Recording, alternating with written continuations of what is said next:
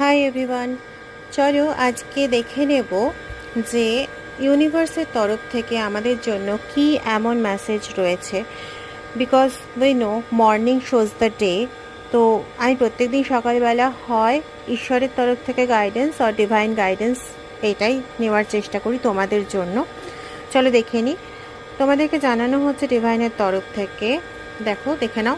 তোমার না কোনো একটা ড্রিম আছে, তো তুমি যে ড্রিমের এতটুকু রেজাল্ট এখনও অবধি দেখতে পাচ্ছ না, কিন্তু ইউনিভার্সের পক্ষ থেকে তোমাকে জানানো হচ্ছে যে তুমি একদমই চিন্তা করো না। তুমি যে রেজাল্টের জন্য বা যে ড্রিম সাকসেস হওয়ার জন্য তুমি ওয়েট করছো, ডিভাইনও তোমার সেই প্রসেসেই উদ্যোগী এবং ডিভাইন তোমাকে তোমার সামনে সেই রেজাল্ট এনে দেবে, যে রেজাল্ট দেখার জন্য রীতিমতো তুমি হাপিত্তেশ করছো। সো একটু একটু ভালো থাকো।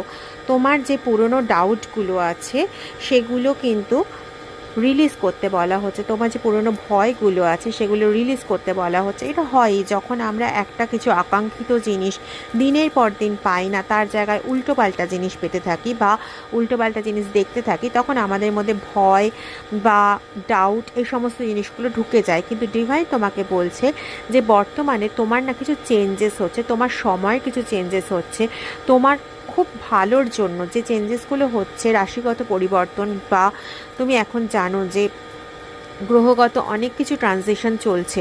তো এই ট্রানজিশনগুলোতে আলটিমেটলি না তোমার খুব ভালো হচ্ছে, তোমার আলটিমেট হাইয়েস্ট গুডটা দেখা হচ্ছে।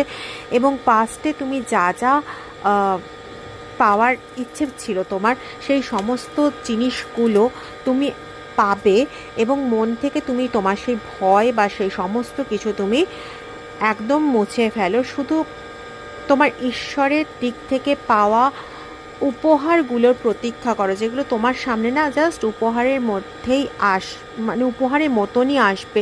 বিশ্বাস করো যে এটাই ঘটবে, ঠিক আছে? তোমার লাইফে একটা বিশাল বড় চেঞ্জ আসছে। তো স্টপ মেকিং এক্সকিউজেস যে আমার লাইফে এসব হচ্ছে না, আমার লাইফে এসব হবে না, এই সমস্ত ভাবা বন্ধ করো। তুমি তোমার নিজের লাইফে ক্রিয়েটার হতে চলেছো বস, নিজের লাইফে ক্রিয়েটার হতে চলেছো। এর থেকে আর বড় কি চাই? খুব ভালো থাকো, খুব খুব ভালো থাকো এবং স্টে পজিটিভ।